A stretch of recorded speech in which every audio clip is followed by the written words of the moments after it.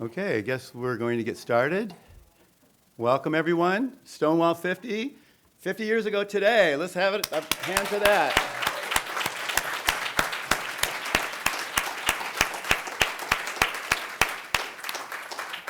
I'm glad everybody was able to make it today. It's a special day, and we have some special guests. And I'm not going to stand up here very long, but I thought I would just walk us through a little bit of some history as an introduction to the talk. So as we know, Stonewall Inn is actually in Greenwich Village in New York City. I actually went there with Jerry Dabbs 20 plus years ago for a cocktail, right, Jerry? Remember that? Yeah. And actually, yeah, or two. I was walking then, so it was fine. But he reminded me that 25 years ago this weekend, we marched in the 25th anniversary of Stonewall with the Physicians for Human Rights group. And that was quite a big deal. For me at the time, I was still a fellow actually in child psychiatry. So Stonewall Inn, as I mentioned, this is a plaque on the wall there. In 2015, it was a New York historical site, and now it's a national landmark. So I put together just a few pictures here, and it actually looks better in this picture with the flowers here. I don't think it ever looks that good. And I remember from the inside, it's kind of a dump, so. It's historical. Historical figures are supposed to have sort of, edginess to them. These are two special women that sort of did get left out of the PBS documentary we viewed yesterday a bit. This is Sylvia Rivera and Marcia Johnson. They have now deceased, but they were two transgender women who were pretty instrumental the night of the uprising. And just read in the New York Times yesterday, I think it is, that they are going to have a monument in their name in Greenwich Village. And there's money for that, and we'll see where that's going to be. So that's exciting. So at the time, some people still feel this way. I think that homosexuality can be cured.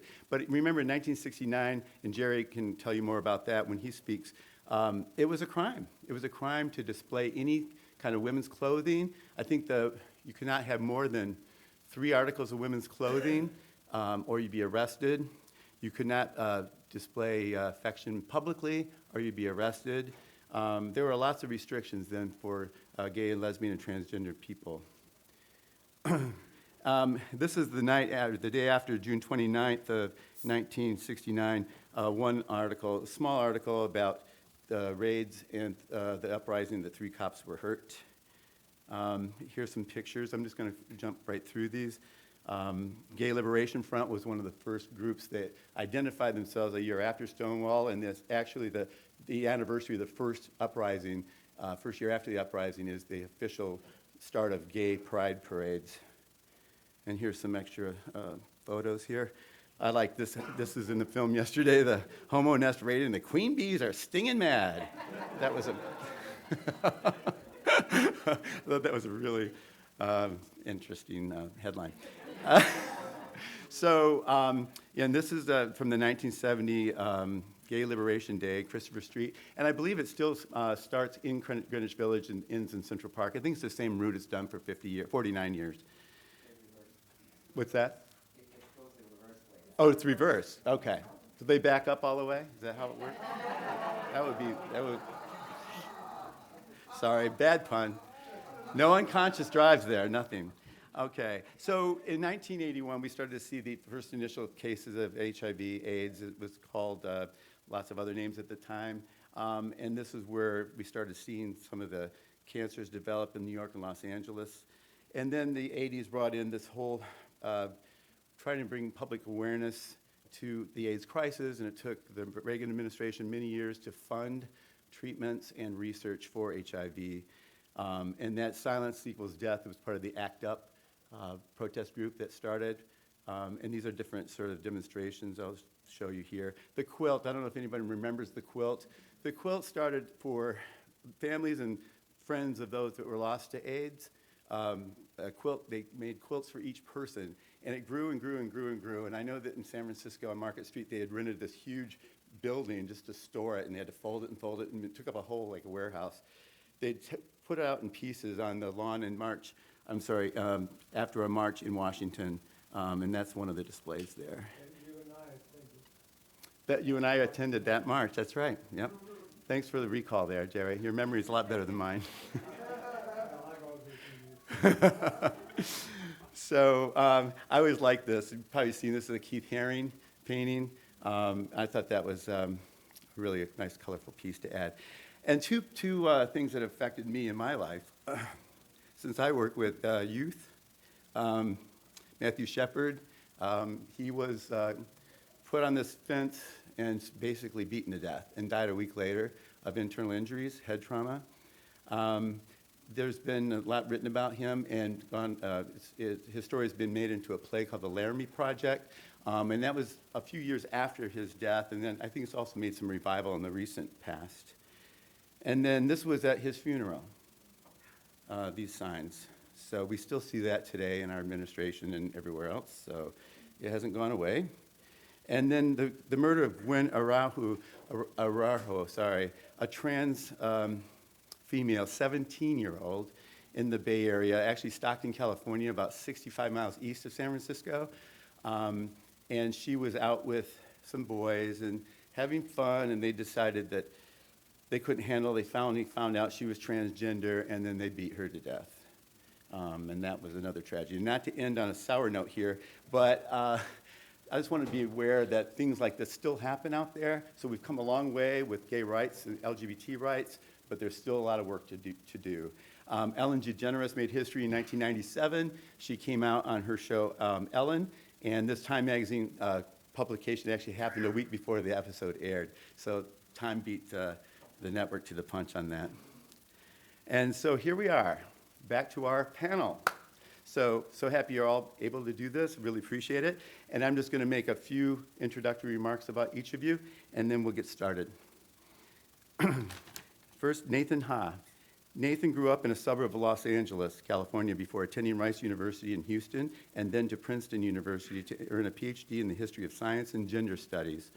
He continued his research on the history of the genetics of sex determination as a postdoc at the UCLA Institute for Society and Genetics, and decided there that he wanted to become a physician so that he could help to improve care for underserved populations, especially racial and sexual minorities. Nathan received his MD at Hofstra Northwell in New York. He's excited to become a psychiatrist at Yale, where he has had the opportunity to work with kindred spirits committed to alleviating healthcare disparities and to advancing social justice for all. Nathan has just completed his first year of residency, as officially, I think, today, and will start as a PGT.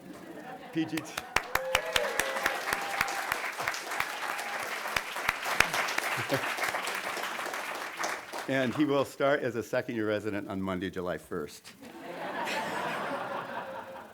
3 more to go. 1 down, 3 to go. All right. Gerald Dabbs. Dr. Dabbs was in private practice of psychiatry and child and adolescent psychiatry in Manhattan, where he was an attending at New York Presbyterian Hospital from 1969 to 2016. He is a founding member of the Gay Lesbian Psychiatrists of New York and the Association of Gay Lesbian Psychiatrists in the United States, as well as the co-founder and past president of the Lesbian and Gay Child and Adolescent Psychiatric Society.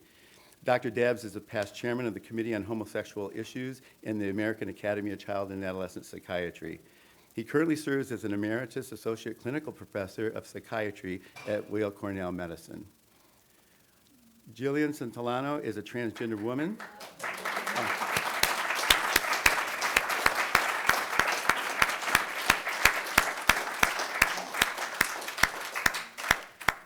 Thank you for that. Jillian Santillano is a transgender woman who transitioned 3 years ago. She's an advocate for the transgender community and speaks at various venues across New England, including libraries, conferences, support groups, and medical facilities.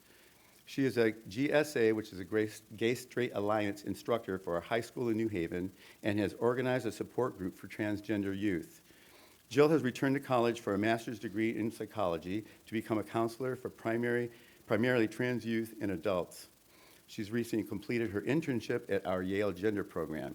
Jill has also been a member of the Stonewall speakers for 2 years.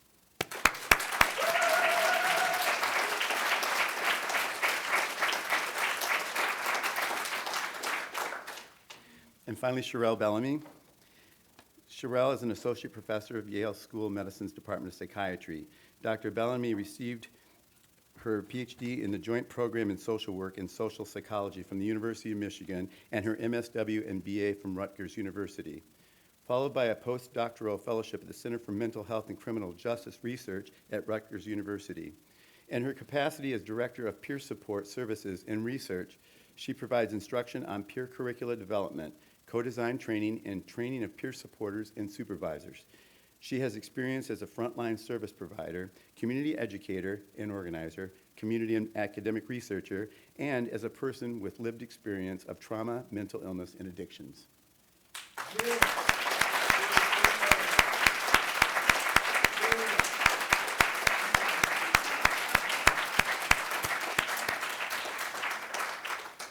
So what we'll do now is we'll have each of our panelists share a lot of their lived experience with the LGBT community and their past experiences personally and professionally within mental health care.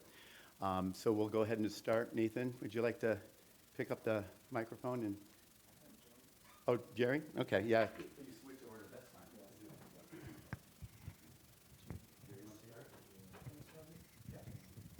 One thing I've observed that I watch a lot of award shows, and I think it's okay to applaud when your name is called. So the first thing I want to do is to pay tribute to a former Yale person this is the anniversary of his death. His name is Richard Isay, was Richard Isay. He's a extraordinarily successful and analyst and teacher and writer, and graduated from the Yale Psychiatry training program and was on faculty at Yale for many years, living here prior to moving into Manhattan. During his main focus, he was a psychoanalyst, and his main focus in his work was on gay men and their coming out process, and the role of psychoanalysis from both a positive and negative perspective. He, in 1983, I believe it was here, had a panel discussion on new perspectives of homosexuality, at which a number of his colleagues stood and walked out of the room as he began to talk about gay as a normal variation in sexuality. In fact, his former analyst stopped speaking to him during that process. So he was not one to give up, and he continued. And it's also an important date because I'm sure many of you know, last week, the American Psychoanalytic Association apologized for the damage that they had done to lives of patients, but also to lives of trainees. And this was stated as a result, quite frankly, of the fact that Dick was in the process of filing a suit against the American Psychoanalytic Association about their training requirements and as being discriminatory. And as a result of that, they changed their minds and then they began to accept trainees. So I just wanted to mention him at this point. I will applaud that as well. He was a great man and a good friend. I'll just give you a minute. I've probably used up 6 already, but a few minutes to tell you about myself. I was born and grew up on sort of the semi-desert of West Texas. I lived on a cotton farm. Went to a school, a local school, where my high school graduating class had 8 people in it. And I was sort of different from the very beginning in that in my preschool years, my favorite pastime was dressing in my mother's and grandmother's clothing. And I remember it specifically.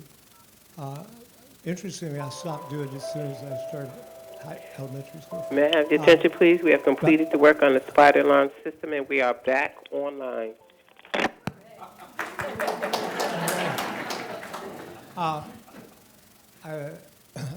The reason I did it was not that I wanted to be a girl. I don't recall that. But I always, and still do, consider women's clothing more beautiful than men's clothing. So, and I also was different in that I did not play sports. And my brother gave me my first unflattering name as Sissy.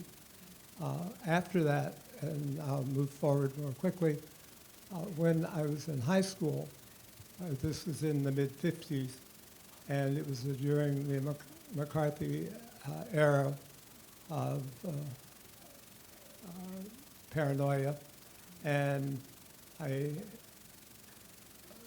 began to realize also more about my own sexuality, that I now had a number of titles. One was sissy, one was homosexual, one was, a new word that I learned was pervert, which I looked it up, and it was really a verb, but it had become, McCarthy had made it a noun to refer to homosexuals who would become communists and start World War III. So I was going to be someone who would do that. I also found that I had a mental illness called homosexuality, so I was sick, and that I was a criminal because I was breaking sodomy laws, which continued to exist in every state in the United States well into the 70s, including New York. So that's how I went to college, thinking I'm going to all these bad things about myself, and what am I going to do? Well, I did what many of us did then. I continued to date girls. I eventually, and I decided in high school I was going to be a child psychiatrist. Frankly, out in where I lived, I don't know how I knew such a specialty existed, but that's what I was going to do. So I went to medical school to become a doctor. I went to college to become a doctor, and I went on then to medical school. And in the first year of medical school, and I'll emphasize this, I married the woman I loved, and not as a cover.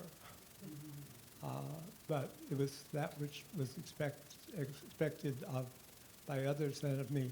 Oh, I left out one of the other big things. I was a sinner, because I grew up in the Bible Belt. So in addition to everything else, I was going to go to hell. So it wasn't a lot to look forward to, but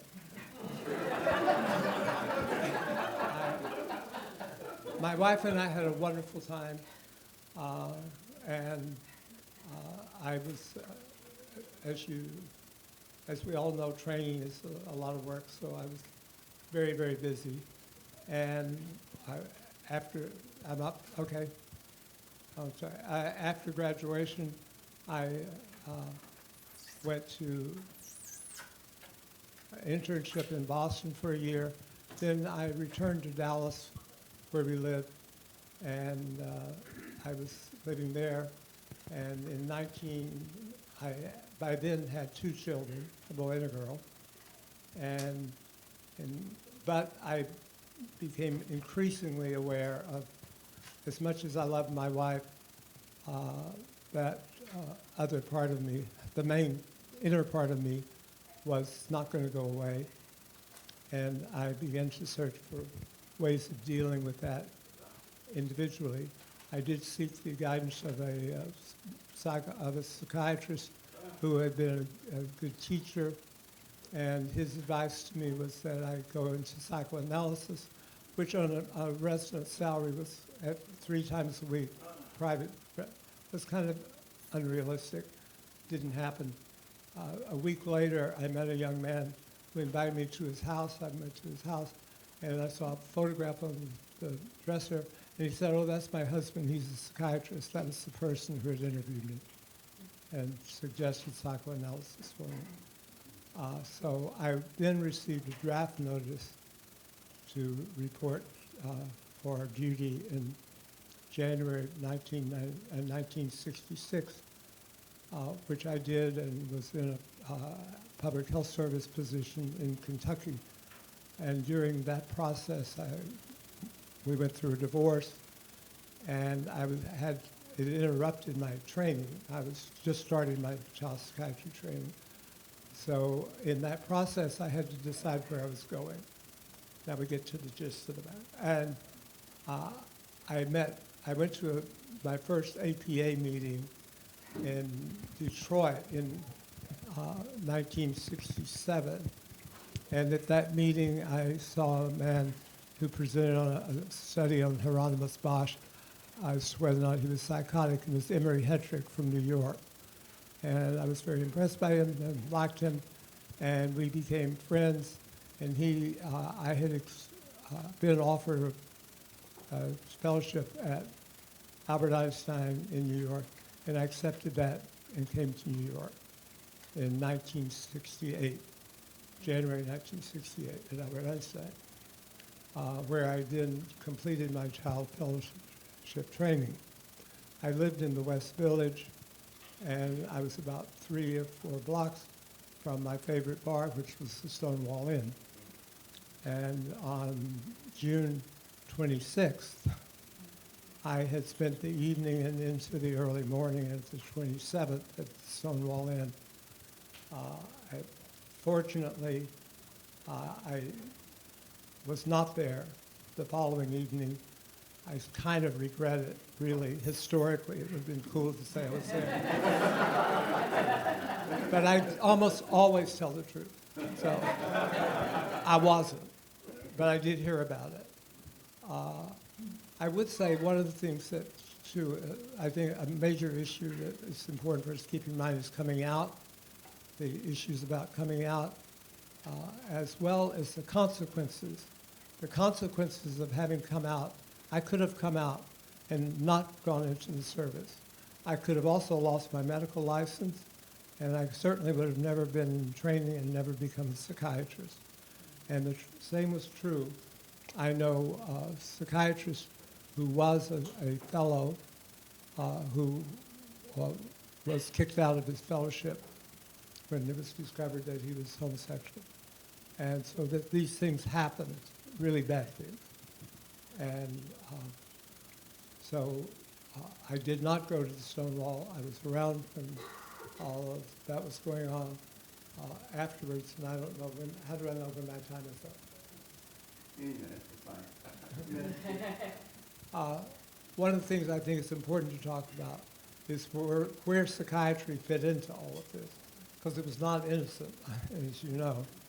That diagnosis didn't just happen, and there was a big discussion that was going on in 1969 around changing the diagnosis, which eventually happened. In the interim, a lot of other things happened. The next APA I went to was in 1970 in San Francisco, and at that meeting, was a very important meeting. There was a meeting on behavioral treatment of homosexuality, including things like electrodes and so forth when you had homosexual thoughts. And suddenly, it was a big auditorium, and it was the most entertaining psychiatric meeting I've ever been to, because all these people came walking in, some of them in various forms of female dress and male dress when they were not, and took over the meeting. And it was publicized through the Psychiatric Association and also in the lay press. And so that then moved on to finally in 1973, the diagnosis went away. And we can talk more later about where was psychiatry after that. Thank you, Jerry.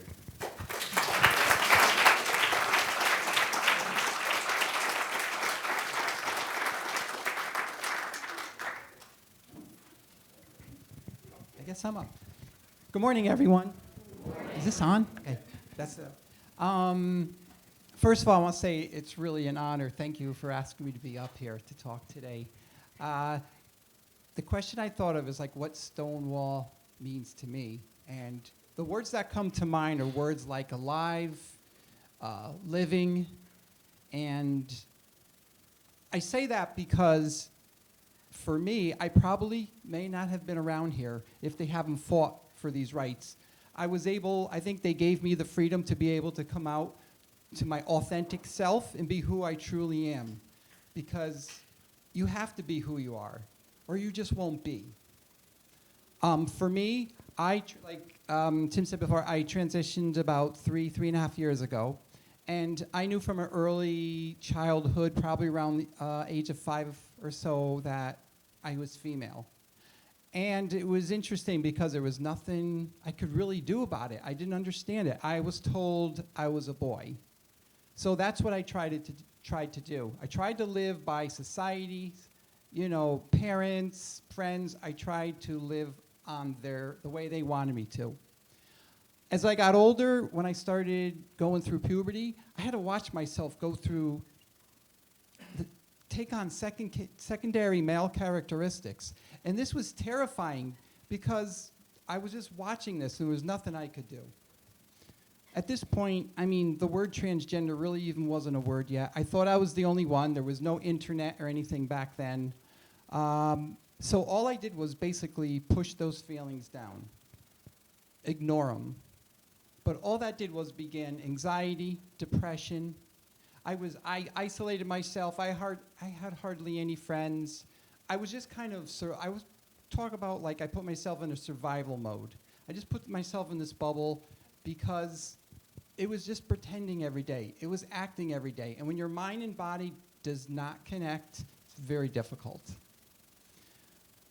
I became depressed my whole life. I thought being depressed was normal. And this is how I pretty much lived my life. Believe me, I tried to be a guy. I did all the guy stuff. I was married twice, both with failed marriages. I never told them. They do know now. But I never told them back then because I thought getting married was going to be a cure for me. I thought it was going to cure this. Anyway, after my second marriage of 5 years, that was really devastating because I hurt her so bad and I hurt myself. I kind of sat down and contemplated my life. Number one, I thought, well, I'm never going to ever to be able to love someone like they love me back because I hated myself. I hated who I was. Second, I would never tell anybody. I was too afraid and too embarrassed. But I also knew that I couldn't take this pain and torment that I felt my whole life. It was just becoming too much. So it was then I decided the only thing I had left was to end my life. Funny thing is I think back and I wanted him to die, but I didn't want her to die. So I kind of think that's what's kept me hanging on. Anyway, but it was becoming too much. I even had my bottle of pills ready. I even wrote a note. Now, I was seeing a therapist at the time for my anxiety and depression, but I was even too afraid to tell her. But I decided that I was going to tell her before I ended it because, first of all, I didn't care. I'm not going to be around the next day, so I didn't care what she thought. And secondly, at least I wanted one person to know who I really was before I ended my life. I'll never forget that day. I was so nervous. I said to her, I have something to tell you, but it's very hard for me to say. And I must have said it like 50 times in 5 minutes. Now, she's running all these scenarios through her head, like, what are they going to say? And she tells me today, one of the scenarios, what she thought I was going to tell her was that I was in the mafia. See, Celentano. And that I have like 3 bodies in my trunk, and I don't know what to do with them. Anyway, true story. So it's our little joke.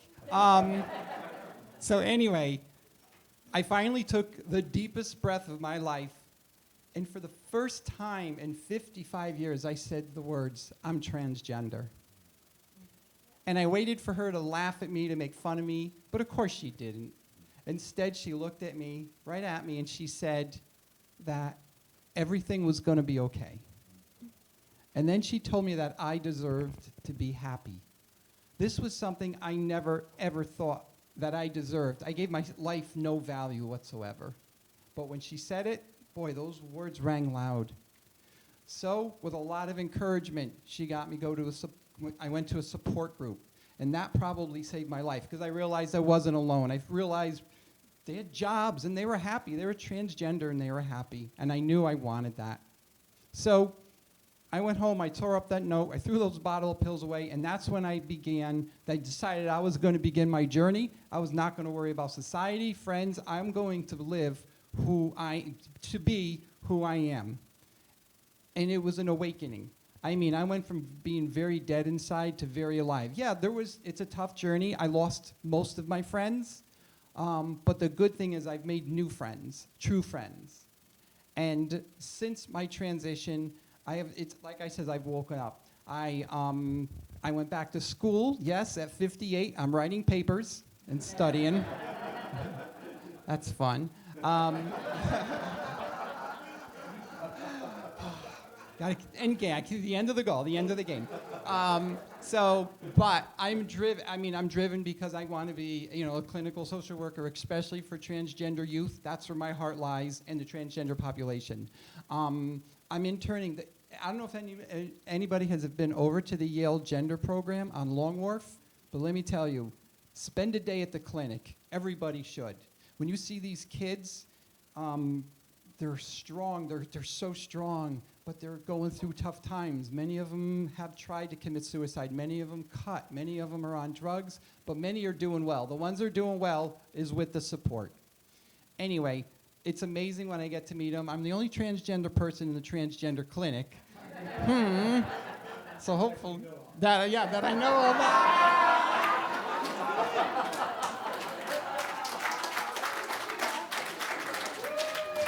I'm gonna think. I'm gonna get into Epic. I'm gonna find everything now. So that's so funny. Oh my gosh. I don't know. You know what? I'd probably just go on that note. The main thing is I'm here. I'm alive because I think Stonewall gave me the freedom to speak and come out and be who I am. And since then, this journey has went from difficult, challenging, to being very rewarding. Just the fact I'm sitting here today is. So thank you so much.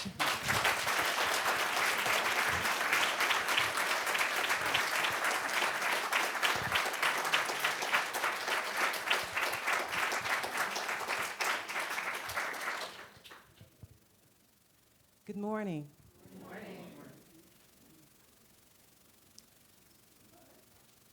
My heart is just really heavy right now to just be on this panel with four of you, all of you. I mean, this is really meaningful for me in many ways. And as I do with everything I do, I start with a poem that was written by my friend and colleague, Imani Harrington. Imani is a playwright in San Francisco. She's also a woman living with HIV for the last 27 years. She and I co-edited a book of plays and monologues called Positive Negative, Women of Color and HIV and AIDS. And so here it is. We need you, our brothers and our sisters. Help us reaffirm ourselves in loving ourselves. Hold us when we can't stand, because soles of shoes have traveled on our backs for so long. We need you, our brothers and our sisters. For me, I came out at the height of HIV. So even before I came out, I was actually working, served as a HIV buddy. I grew up in the Salvation Army, which is a very conservative Christian group. And to be involved in a church community that pretty much shunned anybody who did anything different, and particularly being gay was not something that, the Salvation Army wanted to deal with. And particularly, I saw what was happening to people who had AIDS, in the late 80s, mid to late 80s, and how the Salvation Army was pushing them away. So I actually met my first girlfriend at a Christian camp, a Salvation Army camp. So that was interesting. So to then go on to Rutgers to get my master's in social work at the time, having the community of women, first through the Women's Action Collective, and then the Women of Color Collective, as well as being really involved in the gay community and going to, New York on Christopher Street and being right there. I didn't go into Stonewall. We went to places, the other bars, the other women's bars then. I think it was Pandora's Box and places like that. So it was really important for me, though, to go to Stonewall, to be outside of Stonewall, to witness it, because I knew what people had done prior to me being born, prior to me taking a step to go to New York City to be there, and that meant a lot to me. Flashback. When I first came to the state of Connecticut, I love Connecticut now, and I got to CMHC, there was a woman that used to work here, and her name was Sue Dennis. And she used to work here at CMHC. And I walked into her office, and she had I think the rainbow flag and the silence equals death signs. And so that really gave me a sense of comfort. And I started talking to Sue right away, and we shared, that we were both, lesbians, and immediately we connected, and immediately she invited me to co-present with her at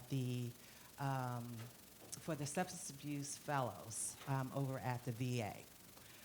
And I remember meeting her in the parking lot at the VA. And I said, hold up, Sue, because I'm not sure I can do this. I'm not sure if I want to come out as being gay. I'm out about everything else. I'm out as a black woman, power to the people. I'm out as being, a person with lived experience of mental health and addictions. Do I have to be out about everything? And, but that one actually, being out as gay, a lesbian, it just, in many ways, in terms of the stigmatization, I feel more stigmatized as being out about being gay than any other things that I've ever had to be out about. And so I show up at in the room. Sue started with her story, and I immediately relaxed. And 9 years later, actually, I've been here 12 years. So 12 years later, I continue to do that presentation for the Substance Abuse Fellows. But, I just wanted to give thanks to Sue for just helping me feel out about that and really talk about the importance of, how, someone having a flag or someone, making you feel comfortable is really important to the organizational climate. I also just wanted to mention that, when I was 7 months pregnant with my daughter, Carolise, I got married to my spouse, Heather. And we went over to the courtyard, and Rebecca Miller came to be a witness, and Kimberly Guy. And then Purge, the Program for Recovery and Community Health, decided to have a little celebration for us after the wedding. And one of the employees came up to me and said to me the next day, I'm sorry I didn't come, but I don't believe in that. And, you know, and I'm just kind of looking at this person like, wow, right? Really, like, in some ways, I appreciate her honesty because it just makes you think that at least she's honest about it. Maybe there are other people around who felt the same way and they just didn't say anything. But it was also a bit jarring because it's like, you know, do you really say that to someone who's like, you know, supervises your supervisor? I mean, it's really kind of strange, right? But, you know, it's just so in the sense of, I mean, that's like, you know, those kind of things continue. And, you know, I can share stories of, you know, going to the doctors with my daughter, and she's in the emergency room, and after having a severe allergy attack, and my spouse showing up to come in, and they're saying that, you know, no, you can't go in. There's a mother already back there, you know. And that's fine if that's just, you know, like, I mean, we get that everyone doesn't get it or doesn't know, but security was called, you know. So it's, you know, so the fact that these things continue to happen is really sad. I mean, the fact that, you know, in the last year, at least 10 Black trans women have been murdered, you know. The fact that we're looking at a PBS documentary yesterday on Stonewall, and yes, Black people were shown in that video, but they remained voiceless. But the body was shown, right? So, it's still happening. You know, Black women, these Black women are being silenced. These Black women are being killed. And as long as I have the privilege as a Black woman who identifies as a lesbian, it is my duty to make sure that all Black women, no matter who they are, and all women, you know, are able to use their voice and to stand up as women and be proud about that. So thank you.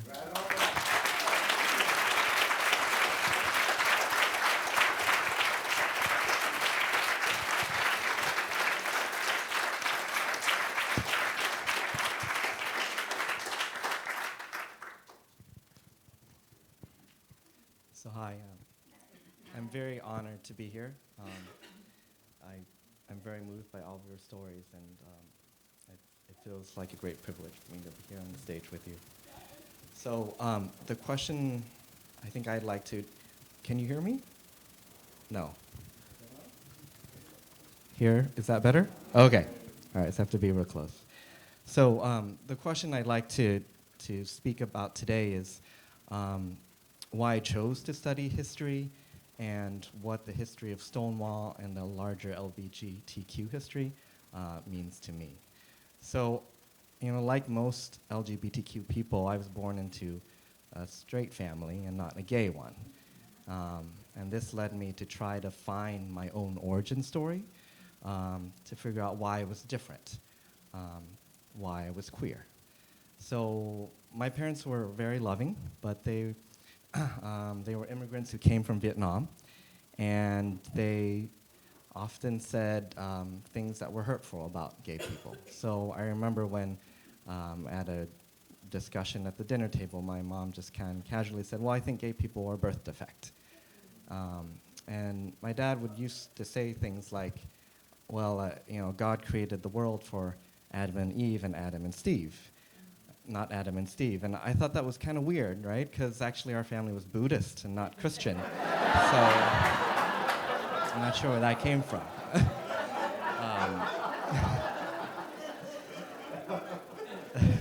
So, I knew that it was important for me to hide this aspect of myself through my childhood, and never to let it out and to deny it. I didn't come out to myself until I went to college. So I went away, far away, to the south, actually. I grew up in California. I went to Texas for college. And I think I was ready, because within a month I had my first boyfriend. And I, came out to myself, to a lot of my close friends, but I didn't really talk to my family about this for many years. And instead, I chose to invest in my education, and I took a lot of classes that allowed me to learn more about LGBTQ issues and history. And at that time, there was a lot of interest in public discourse about the genetics of homosexuality. So I wrote a paper about public discourses about the gay gene, and how understandings of homosexuality have changed over time. And this inspired me actually to then go to graduate school and to study the history of sex, gender, and sexuality and how it's changed over time. So I guess, what did I learn from that history? Maybe the most important thing was that history taught me a sense of humility as well as a very critical perspective.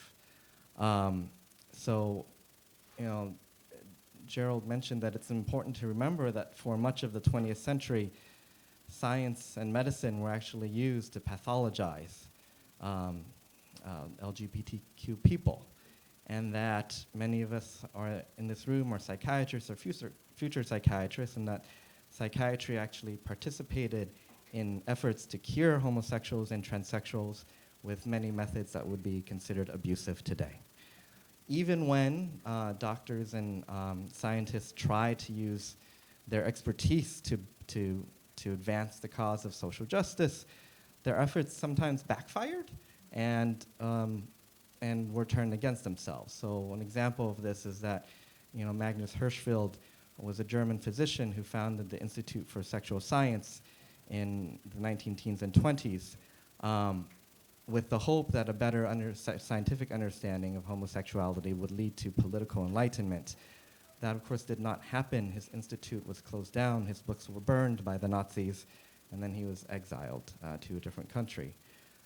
In our country, Alfred Kinsey, for example, is well known for his surveys on the prevalence of same-sex desire, but many historians have pointed out that those same surveys were interpreted by some people to create a fear that gay people were secretly everywhere, and that kind of fueled the Lavender Scare that Gerald alluded to, which was an effort by the US government to purge all homosexuals from government employment. So, this is a dark history that I think we should and continue to reckon with. On the flip side, history also was incredibly inspiring because it allowed me to think about an imagined community. And I remember going to my first Pride March in college and just being, feeling so overwhelmed and proud, right, that I was in the daylight, marching with all these chosen family members. And that, that sort of understanding also, in my mind, extended to the other LGBTQ people who had preceded me and had made that day possible. But as I learned more about the history of Stonewall, right, I learned that a lot of the mythology that we know about Stonewall deserves to be complicated. It, for example, was not the first gay bar riot. There were numerous other ones in the 50s and 60s in numerous other cities throughout the United States. It was not the beginning of the gay rights movement because, as I mentioned before, Magnus Hirschfeld had a big role in this, as well as the Mattachine Society and the Daughters of Bilitis in the 50s. And in the retelling of Stonewall, many groups of people got left out, right? So why is it that it's only now, right, that Martha P. Johnson and Sylvia Rivera are going to get a monument in Christopher Street when they were there that night?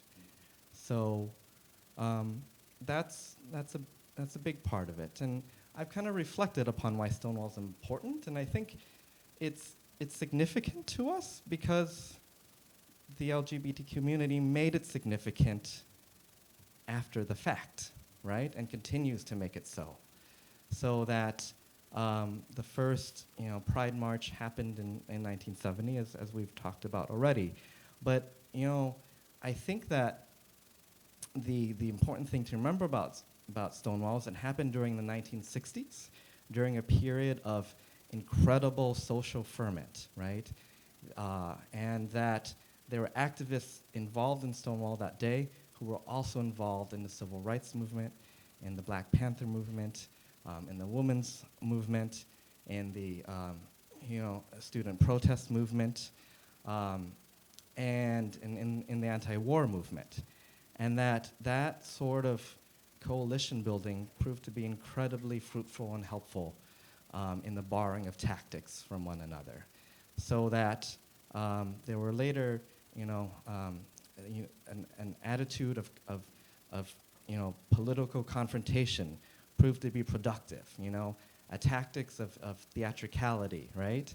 And also the period gave us a language of courage and of pride, like pride was not trite then. Pride was something that made you feel good, and also like that LGBT people borrowed the language of the Black Power movement, and they said, like gay power as well, in the sense of solidarity with that movement. So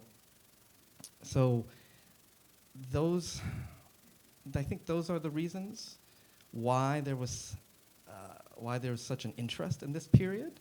Why, for example, the Gay Liberation Front, which borrowed from the language of the anti-war movement, then became a crucial player in pressuring the American Psychiatric Association to remove homosexuality from the DSM in 1973, and why many of these tactics were then also borrowed and expanded upon by the ACT UP movement, right, in the fight against HIV/AIDS in the 80s and 90s as well.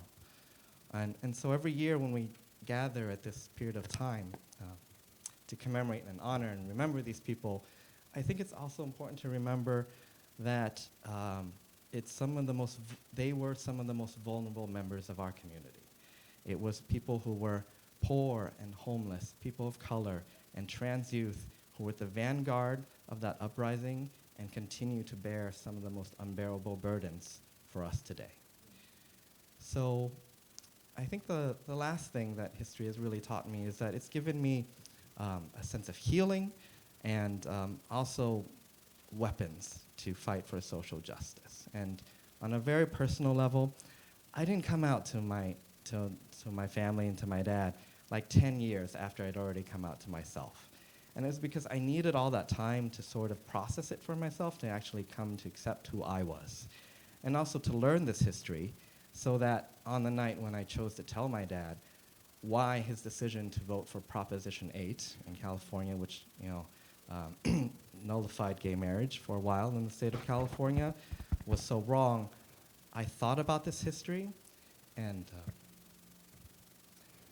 I realized I wasn't alone, right? That I had generations of brave men, women, and gender non-binary people who had preceded me in fighting for their right to existence, and that they would be with me on that night with me as I sought recognition from my own dad. And it took him several years to go through this, and we had multiple conversations, and it was a continuing process. But he's a big historical nerd himself. I think he really turned a leaf when one day I came home and he pulled out this historical book and he said, "Hey, I found this reference to this Vietnamese emperor, and it says here that this guy had multiple wives, but he didn't like them. But he had like a favorite like male guard that he slept with every night. And I think this guy's gay, right? And so,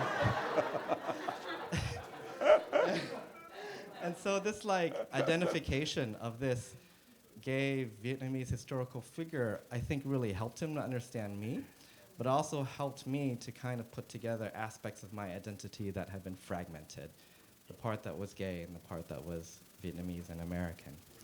And years later, you know, when I got married to my husband on the day that the Supreme Court ruled for gay marriage in 2015, and I took him home, well, my dad said, I want to have a wedding banquet for you. So he invited my entire family, and he got up and he said, our country is coming around to accept this. I think we should too. I'm so proud to be able to welcome my new son-in-law to my family tonight. Sweet. Very sweet.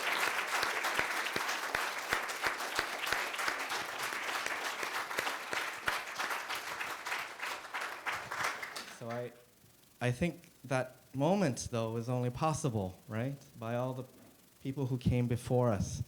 And they were ordinary people who were able to band together and do remarkable things. And, you know, I'm inspired by them. I thank them. I thank all of you. And my only wish is to pay this forward. All right, thank you.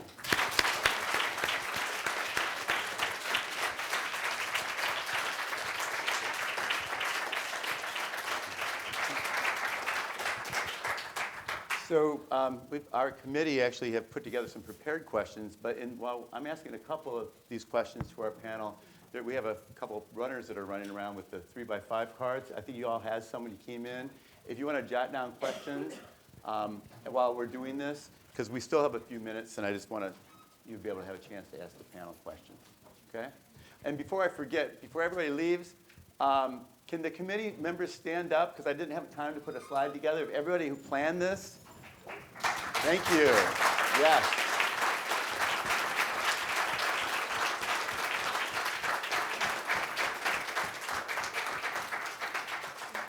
All right. So this is open to any of you to comment on, okay? So I'm just going to ask a couple questions. How has, I know Sherelle kind of commented on this a little bit about the workplace, but maybe we could talk about this a little bit with how has your sexuality or gender identity affected you in the workplace? Well, for me, I guess I was pretty lucky because I'm a college student, so I work over at the Schubert Theater. So I guess if you're going to come out to any place, you might as well come out to the theater. So that was probably one of the easiest things. But I was still terrified. But everyone obviously has been very accepting, and you know they've welcomed me and everything. So for me, luckily, I was in the right place at the right time. So. Great. Does anybody else want to comment on that? I think it certainly affected me. I'm fortunately retired right now, so every day's a holiday. But my husband makes me do a lot of work. So it affected how I dealt with patients, especially gay patients. I mentioned Dr. Richard Isai. He and I both did a lot of work with married gay men. And my own life experience and knowledge also was very helpful in that perspective. Very often, Dick might be treating a man, and I would work with the couple, man and wife, around different issues. And so things like that, and being a child psychiatrist and helping parents and dealing with their own children, they're developing sexualities. So those are ways that it affected me during my work, as well as I mentioned, I'm on the faculty, I always have been, and in teaching residents and fellows and medical students. So I think the issue of self-disclosure is still really pertinent and affects me all the time, right? And today in our didactics, we're talking about the concept of embodiment and just how you think of your lived experience in your own body might be perceived by others. And the thing is, I'm always thinking about, well, how am I holding my body right now? Am I being held? Am I, behaving in a way that people will read me in a way that is threatening or offensive to them? What about my voice? What about my hair? What about my clothes? Like all these things that, I think many of us do think about, but like for some of us, it also takes on a significance of what am I actually might I be physically harmed, or might somebody not give me this job, or will my potential patients reject me, right, in this situation? And some of that has, already happened in various contexts, in the various professions that I've been in, some positive, some negative, and those are things that I think are really important things that all of us still continue to struggle with.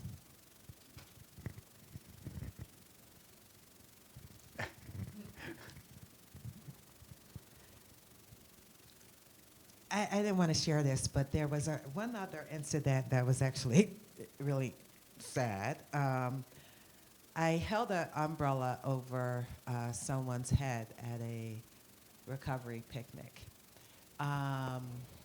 And that then led to this whole discussion of, again, like what you were saying. I never thought that holding an umbrella over someone's head would make them think that, that meant that I liked them, in that way. I was just really trying to protect this person from the rain. So it just makes you, for a second, it made me think that, what should I, how should I, like, sort of be in the world? This was since I've been in Connecticut, actually.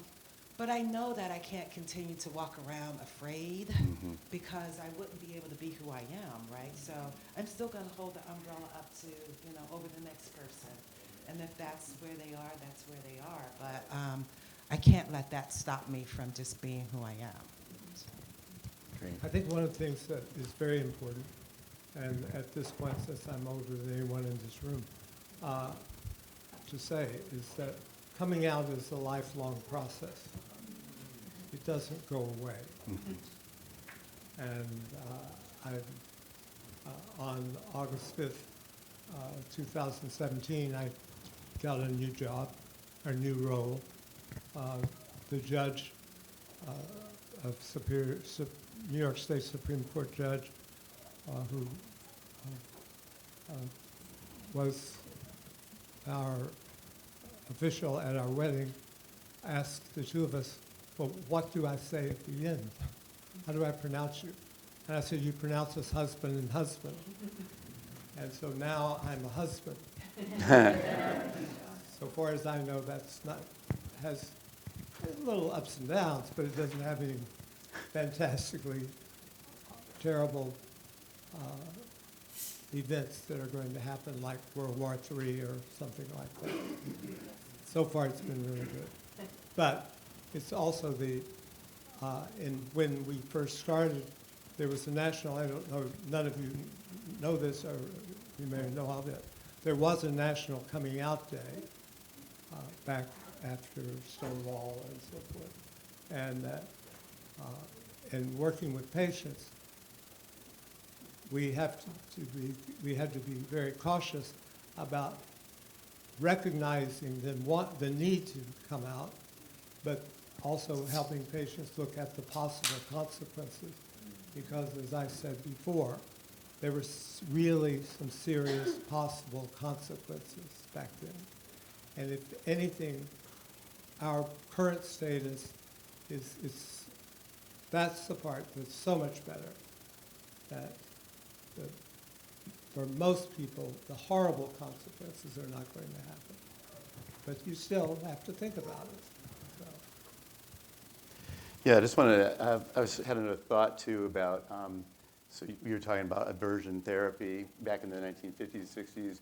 Conversion therapy is still happening. There are only, I think, 17 states now that have banned it. And Connecticut's one of them. It happened here, I think, a year or so ago.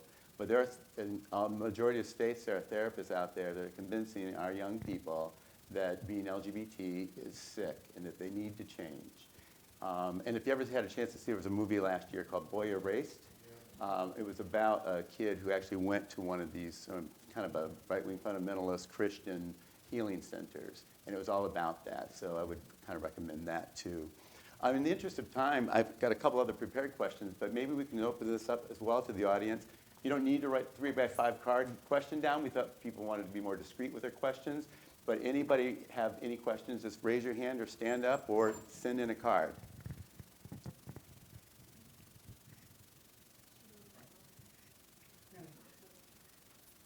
Oh, you've got a card here. Okay.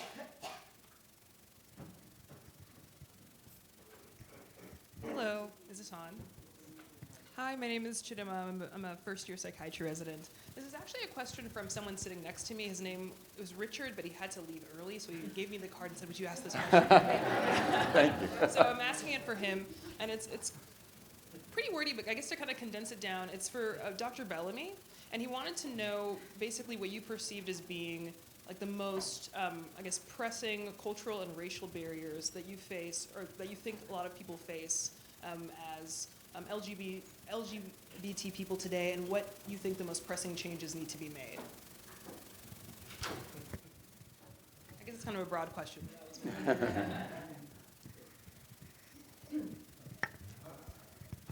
sorry, I couldn't hear the question, but that's all right. Is that on? Is it on?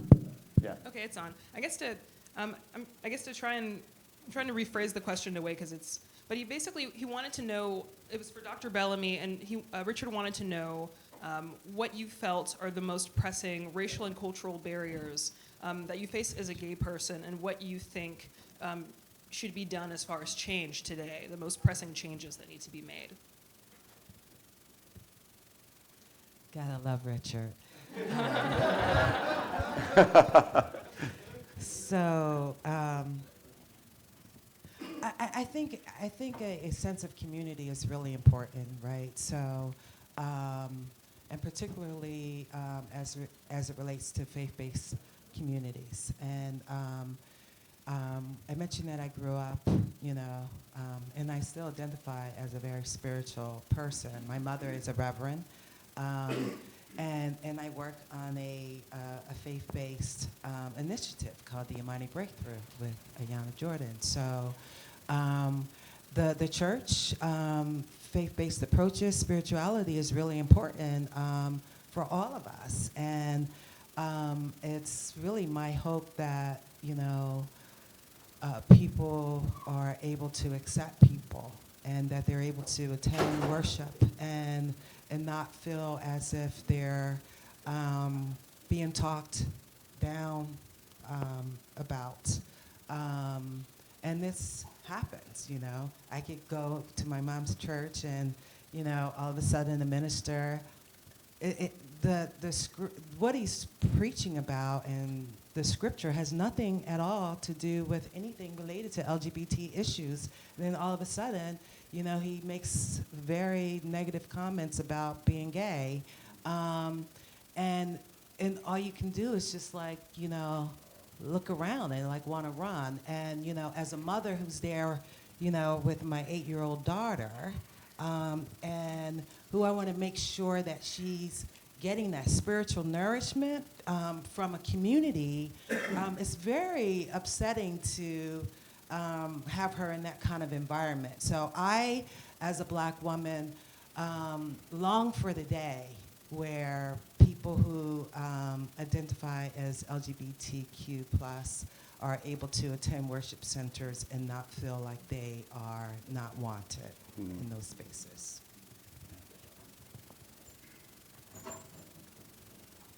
Any other questions from the audience? Do you want me to read that, or? Okay.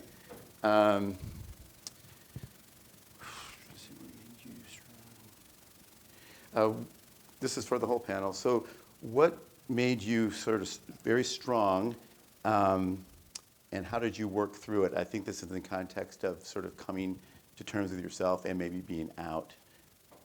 What sort of, I guess this is meaning more of an internal kind of thing. How did you, the resilience, I think that's what this means, is the resilience. How did you sort of combat the external arrows, as well as how did you sort of push yourself or pull yourself through the transition into identity as well as sexual orientation and things like that? Does that sound kind of what you meant? Okay. Is it close? Okay. I think the importance of group, and it's very, whether it's through a religious group or through others, for me, one of the things that happened in New York and all across the country after 1973, gay psychiatrists and other mental health workers began to come out together, and that we would have meetings at the National APA meeting or the Child and Adolescent Psychiatry meetings, where we would all get together from across the country. And it was important as far as our identity, as far as accepting one another, and encouraging us to then, through that, to come out to our profession at large. And it was through that that we began to present papers at national meetings, and not just for recognition, but related to working with gay, lesbian, transgender, and at that point questioning of queer youth, for instance. And the organizations then realized, there were a lot of us out there. And not only were we in numbers, but we had a voice, and we were going to speak our voice. And that level of support from the group, and then through that, individuals, was extraordinarily important to me and to all of us, and to our, as it turned out, our profession and our patients benefited from it as well. Yeah, I'd just like to comment as well. In the American Academy of Child and Adolescent Psychiatry, Jerry was a chair of the committee, as I mentioned in his introduction, the Committee on Homosexual Issues, it was called at that time. And now it's much more expansive and inclusive. It's called the Sexual Orientation Issues and Gender Identity Committee. So it encompasses all LGBT folks within the profession. And 2 weeks ago, our first gay-identified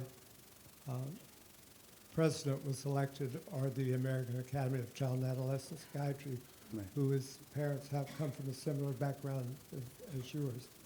He's a Vietnamese background, and he now is the president of the American Academy of Child and Adolescent Psychiatry. So that is to your point. Oh, I'm sorry. Yes. No. I just wanted to say thank you to all of you. It's not easy to sit up there and share such deeply personal stories. And I also wanted to add that you're all wonderfully funny, but it's okay to let us carry some of that tension here. And we're all here, and you don't have to take the responsibility of diffusing the tension for us always. So we're here. I did have a question for Nathan. So I grew up in India, and India decriminalized homosexuality last year, 2018. So I was wondering if you had any insights about Vietnam, and if you had any thoughts about what you might do there. Yeah. So yes, even though India decriminalized it last year, we have to remember that we didn't decriminalize it in the States until 2003. So it's still in the 21st century, right? As for Vietnam, my relationship with it is so tenuous, right? Because I know it mostly through the stories of my parents. That being said, I do identify as Asian American, and so I do follow like the news of what country might legalize gay marriage or soon, and like there are 3 countries that they talked about. So there was Thailand, Taiwan, and then Vietnam actually like had some press coverage maybe a couple years ago that they would do this. And I thought about that's kind of weird, right? Like this, like super conservative communist country might want to do this, but I think the thing about Vietnam is that because power is so centralized, it probably has something to do with like idiosyncratic personalities that are there. Now, I think Vietnamese culture itself is conservative, right? But because it's a Southeast Asian country, like there's some more flexibility in terms of sex, gender, and sexuality. And so people think it's weird, but because it's a Buddhist country mostly, right? Like there isn't a strong like stigmatization of it that follows from religion. So there's some of that protective factor there. Although to be honest, like it's not like most Vietnamese are welcoming of gay people either. But I have hope though for some of these Asian countries, because there is an interesting conversation going there, but I think there's also a lot of political instability that is also a factor in these issues. We have probably time for one more question.